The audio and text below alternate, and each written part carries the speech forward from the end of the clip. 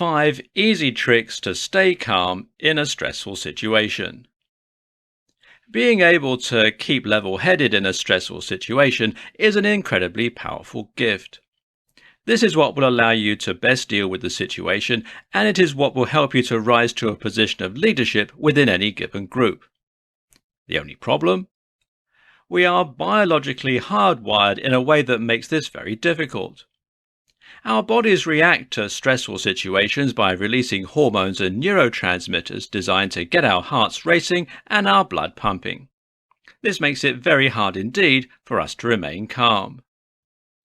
Here are 5 things you can do to overcome that urge. Detach yourself. One great way to remain calm and to make sure you act sensibly is to try and detach yourself from the situation.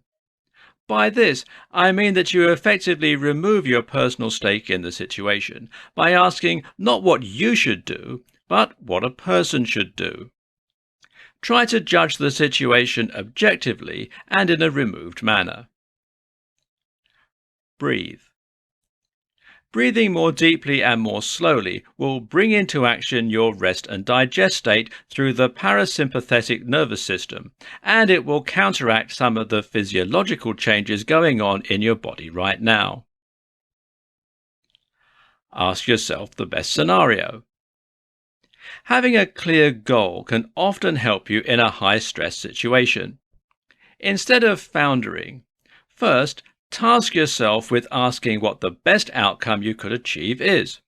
Then, take steps to help yourself get to that point. Accept failure. Another thing to do is to accept the possibility of failure and be okay with it. Be okay with being hurt, with making matters worse, or with being shouted at. Very often in a stressful situation, we find ourselves so worried about potentially making matters worse or making ourselves responsible that we end up frozen in indecision. Pick a decision and act on it. So, with that in mind, the final thing to do is simply to take these matters into your own hands. That means acting on whatever it is you have decided to do, and it means not spending any more time considering the possibilities. Our anxiety actually comes from picturing events and specifically picturing the worst-case scenarios. As far as our biology is concerned, this makes it as though the worst-case scenarios were happening. So, instead of thinking, just act. 5 style tips that will boost your confidence. The way you look and the way you dress can make a huge impact on the way that you come across and the way that you feel. We judge books by their covers all the time, even though we know better, and first impressions are terribly hard to shake. But it goes deeper than that and becomes a matter of self-fulfilling prophecies. If you feel good about what you wear, and if you think you look good, then you will walk taller, speak louder, and generally present yourself in a manner that makes you more impressive. And that changes the way that others react to you and the confidence they put in you. This in turn makes you feel even better about yourself. So it's what you call a virtuous cycle, where one positive change to your outfit can result in a cascade of changes to massively impact how you act and feel. Here are 5 tips to set you on your way. Get a good haircut and go regularly. This can make a massive difference to your overall appearance. Having long hair with split ends or hair that's just too overgrown to style properly just makes you look a little messy and as though you rushed out of bed. Not a good look. Wear good shoes. Get a good pair of shoes and a good bed, because if you're not in one, you're in the other. Many people judge others on the basis of their shoes, and this is something we wear nearly every day. Invest some more money here than you do elsewhere in your wardrobe. Wear something loud. Guys, every now and then it's a good idea to wear something a little louder, whether that means a white suit or a bright shirt. It says you're confident and not afraid to be the center of attention. And women, try wearing a little red lipstick or some big heels. Again, loud choices make you appear proud of your new look. Fewer, nicer items. It's far better to have a few high-quality items than lots of low-quality ones. People can see the difference. Be comfy. But finally, make sure you're also comfortable in what you wear. If you wear uncomfortable clothes, then it will play on the back of your mind and it will interfere with your performance. 5 ways life is better when you feel more confident. Self-confidence eludes many people, and that's a terrible shame considering just how crucial it is to our success and our happiness. Once you start believing in yourself, so too do other people. And when that happens, doors start opening and opportunities begin to present themselves to you. With that in mind, let's take a look at some of the ways that life gets much better once you have rock-solid confidence in yourself. 1. Dating. This is obvious, but being more confident in who you are makes you considerably more successful in dating. Confidence sends a social signal that a person is a good potential mate, and this in turn makes that person far more attractive. The assumption is that they must have something to offer, whether that's resources or just genetic material. This is an unconscious process, of course, but it makes a huge impact in terms of your dateability. And yes, that is a word. 2. Appearance. Believe it or not, being more confident makes you physically more attractive. This happens in countless subtle ways as you take on a more confident body language and as you start to dress in a more confident way too. 3. Career. Confidence gives you the gumption you need to put yourself forward for things, to take risks, and to speak up. It also gives others confidence in you, which can result in them investing in you more. The result is that you more quickly climb the corporate ladder and become more successful in your own ventures too. 4. Health. Being more confident makes you considerably more happy. When you like yourself, you become happier with your own company. You go easier on yourself and you have less to worry about. All this has an additional knock-on effect on your health. Less stress and anxiety and less depression all help to increase your immune function and to reduce your likelihood of becoming ill or even injuring yourself. 5. Relationships. Your dating life will start going better when you're more confident, not to mention your sex life. But so too will your relationships elsewhere. Being more confident means you'll be less clingy and less defensive, which makes it easier to make friends. It also means you'll be more assertive, meaning others are less likely to try and take advantage of you. And it will make you a more effective leader too. Confident body language for anyone. Did you know it's often said that 93% of communication is non-verbal? That is to say, a lot of our meaning and our mood is conveyed through means other than the words we choose. And vocabulary, phrasing and literal meaning only accounts for 7% of the ideas and emotions we convey through our language. The rest? Well, that comes down to 55% body language and 38% tone of voice. In this presentation, we'll learn how to take care of that 55%. The basics. Body language is something that we all use unconsciously. Many of us will move our hands in a certain way, make particular gesticulations, and position ourselves and stand in particular ways too. All of this conveys something about how we feel and what we want to say. And this may or may not be congruent with the actual words coming out from our mouths. Of course, if the body language we're giving off says one thing and the words we're saying mean something else, then this calls into doubt our reliability and our truthfulness. For instance, if you're trying to put on a tough show but you're speaking in a nervous, shaky voice, then you'll come across as highly unconscious. Likewise, if you speak confidently but your body language is bad, that will give away the game. What makes for confident body language? A number of things we can do with our bodies will make us appear confident or otherwise. On the whole, for instance, it's generally agreed that taking up more space makes us seem more confident. Likewise, so does exposing your most vulnerable areas. Leaning on something or touching something makes you seem possessive of that item. So if you're leaning nonchalantly in a doorway or you're slumped over a sofa with your legs apart, then these things will make you appear more confident. Conversely, if you put up a guard by crossing your arms, if you look downward, and if you bring your knees together, this makes you look vulnerable and shy. Do keep in mind that body language is best read in clusters. Certain things make you seem more or less confident, but there are other factors that might be at play. For instance, if your arms are crossed, then this might simply be because you're cold. It's about the big picture and what all that information says collectively about you.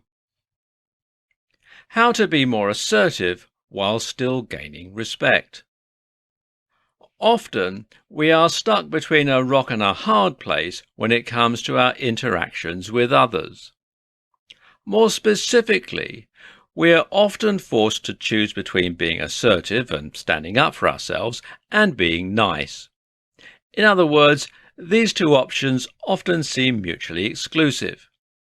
It seems as though being nice often comes with the prerequisite that you should also be a pushover. This is something of a problem, seeing as most of us want to be treated with respect and not become a human doormat. But likewise, most of us also like to think of ourselves as nice, decent people, and we don't want to cause anyone else undue harm or upset. In this presentation, we'll discuss how you can be assertive while at the same time inspiring respect in others. Keep your cool. Assertive is a good word because it's subtly different from aggressive or angry. When you are assertive, you are simply asserting yourself, which broadly means you're stating what it is that you want or how you feel. This is different from being passive or inactive and letting things just happen to you. But it's also different from being angry, aggressive, or explosive. When we lose our cool and shout and rave, we actually come across as a little unhinged and certainly rattled. These reactions do not help us gain respect because they just make us seem out of control. Know what you want. In order to assert, you first need to know what it is that you wish to assert in the first place. In other words, if you're making some kind of point or you're putting the world to rights, then you better know exactly what it is that you're trying to say. Raging because you're unhappy with a situation makes you seem like a whiner or a crybaby. Instead, tell the person who has wronged you what you want and what you expect them to do about it. Don't make excuses. A lot of people will tell you never to say sorry. That's a big commitment, so I wouldn't necessarily go that far. But what I would say is that many of us say sorry too much, and it can actually make us seem a little weak at times. Instead of apologizing then, be willing to ruffle a few feathers sometimes. Be fair, but be firm when you need to be. How to have 100% certainty in your entrepreneurial venture. One of the things that is most responsible for holding us back is a lack of certainty. Now, what do I mean by this? I mean that we unfortunately lack faith in our own ideas and plans, and that in turn prevents us from ever giving them the best chance possible. This is why you often don't work out, and it's certainly why you don't invest time, money, and effort into that entrepreneurial venture. Think about it. You might think of yourself as lazy, or as flaky, or generally as someone who doesn't see things through to completion. But ask yourself how often you take time off work. You go to work every single day and do the things you need to do there every single day, no matter how tired or uninspired you are. And why is that? It's because you have certainty. You're willing to invest that kind of time and effort because you know that you'll get paid every single day. And if you knew that your workouts would get you into incredible shape, then you would be able to hit the gym every single day. We don't because we think we'll give up before it happens, or because we don't trust in the routine or in our own bodies. If you knew that your entrepreneurial venture was destined for greatness, you would find time every day to make it happen. So, how do you know? 1. Redefine success. Rethink what success means to you. Perhaps you don't need to be super rich. Aim for something lower to begin with and be happy to reach that point. You'll probably find that you can be just as happy this way. 2. Follow a blueprint. Being an entrepreneur doesn't always need to mean breaking the mold. In fact, a lot of the most successful businesses simply recycle well-known strategies and well-known methodologies. Open up a high street store. Open up a hair salon. Take a business that you know works and then, do that. 3. Bootstrap. Bootstrapping means that you're going to fund your big picture with smaller and less exciting business strategies. That may mean, for example, that you sell a product in order to fund a much bigger product. Or it might mean selling a service while using the time left over to work on R&D. Oh, and finally, believe in yourself. Believe you can do anything, and you'll be one step closer to making your vision a reality. How to overcome social anxiety easily. Social anxiety is an incredibly crippling condition. Being afraid to speak up essentially renders us voiceless, which in turn means we become passengers in our own lives. We end up with no say about what we do, what we achieve, where we go, or who we become. So, what can you do to start kicking some ass again? Let's take a look at how you can become socially bulletproof. Understand where social anxiety comes from. Social anxiety comes from a desire not to be embarrassed, shamed, or hurt. This is an evolutionary response that is intended to prevent us from making matters worse and to protect us from damaging our own likelihood of survival. When we want to impress someone or make a good impression, we begin to picture all the ways that the interaction could go wrong. And in doing so, we end up triggering a fight or flight response. Only this freezes our ability to make a rational decision and makes us more likely to embarrass ourselves. So, what can you do to prevent this fate? Practice makes perfect. The first objective is to discredit the worst-case scenarios that you're picturing in your head and to start picturing the best-case scenarios. Start picturing yourself impressing the people you're talking to and making a great impact. Now, that's easier said than done, though, seeing as this reaction is something that has become deeply ingrained. And this is why we might use a technique from cognitive restructuring that is known as hypothesis testing. This means you test the notion that you might embarrass or upset yourself and thereby prove to yourself that you're wrong. And you do this by facing those fears and by testing the worst case scenarios.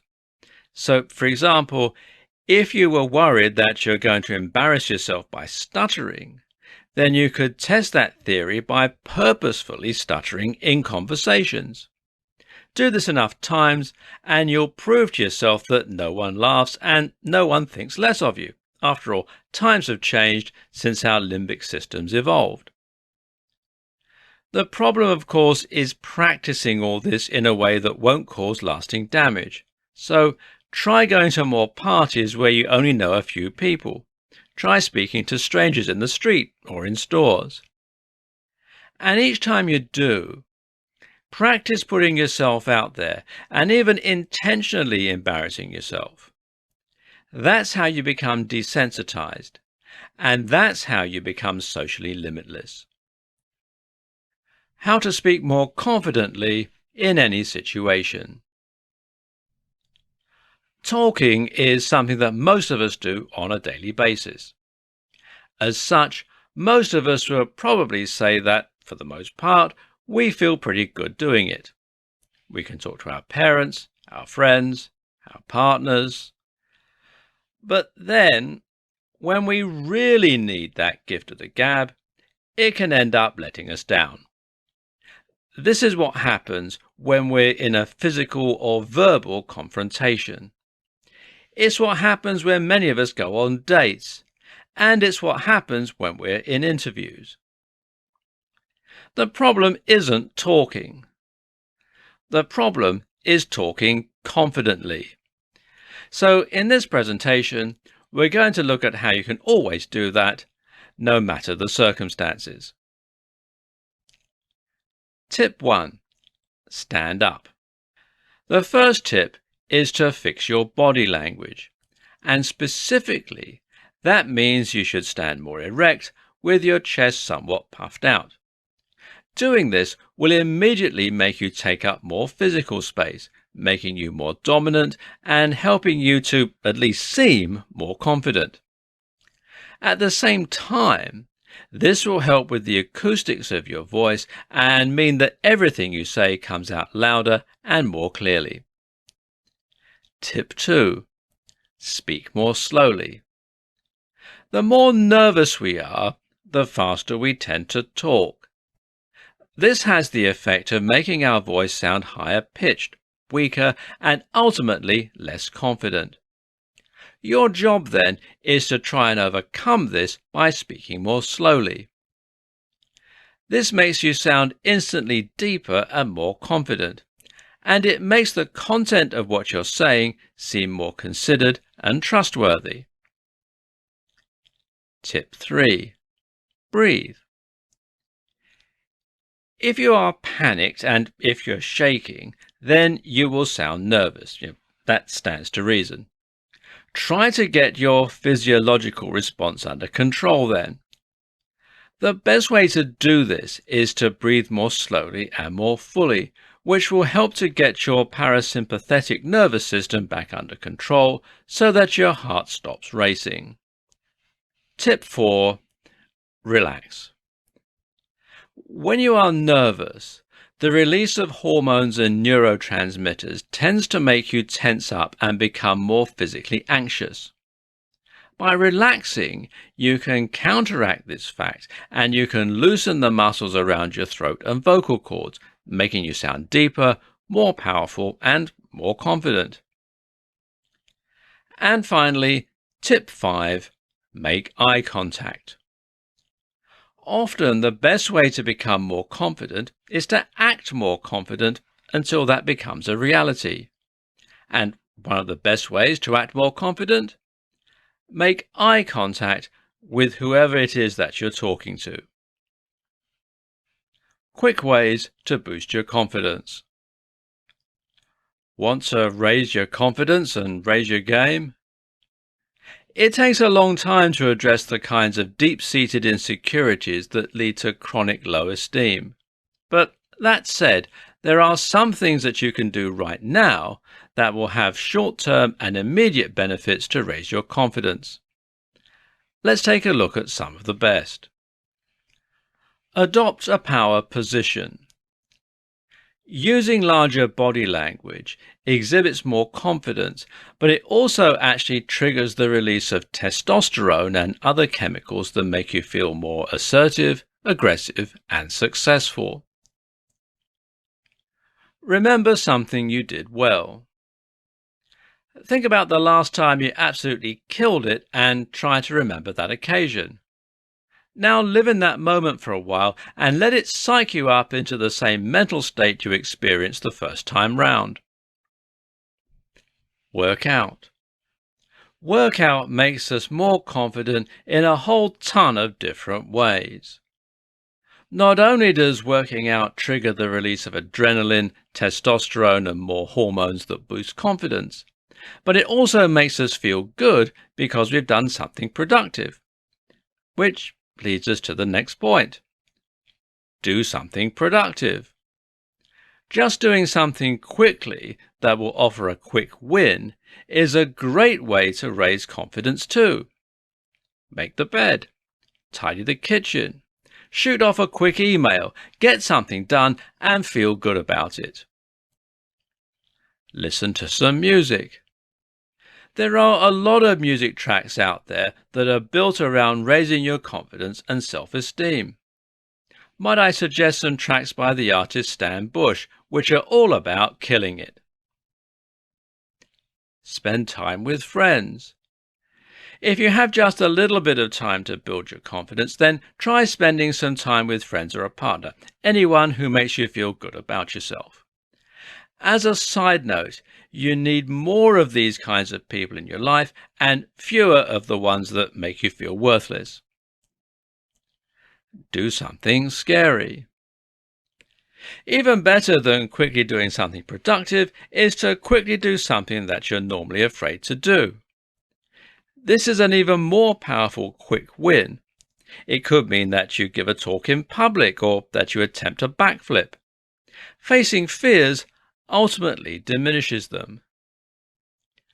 Finally, fix up your look. The way we look has a big impact on the way we feel. Fix up your outfit. Get a haircut or have a shave. Feel like $1,000,000. 3 things you're doing that damage your confidence. A lot of people have problems with their self-confidence and don't feel quite as pleased about who they are as maybe they should. We've all had those days where we feel a bit worthless, and we've all had interactions with people where we felt like we don't belong or weren't as impressive somehow as the others in the group. And often we feel like victims for this reason. We feel as though we've been dealt a bad hand to have such low self-esteem. But guess what? You might also be somewhat responsible. Not only is it your responsibility to dig yourself out of that pit, but you might also be the one who put yourself there in the first place. In this presentation, we'll cover 3 things that you're doing that damage your self-esteem. Replaying uncomfortable experiences. When someone says something cruel about you, how do you react? Many of us respond by replaying what they've said in our heads over and over again. And we do the same thing when we trip over and embarrass ourselves in public. And we do the same thing when we've had a bad date or a bad interview. You get the point. While it's useful to replay these events to look for things we could do better, it becomes destructive if we do this over and over, and you end up cementing certain neural pathways. So, have a debrief, then move on. Being too polite and humble. It's nice to be polite and humble to some extent, but there becomes a point where it actually just amounts to putting yourself down. If you're constantly humble, then you are positioning yourself below others, and eventually you start to believe that's where you should be, and so do other people. Playing it safe.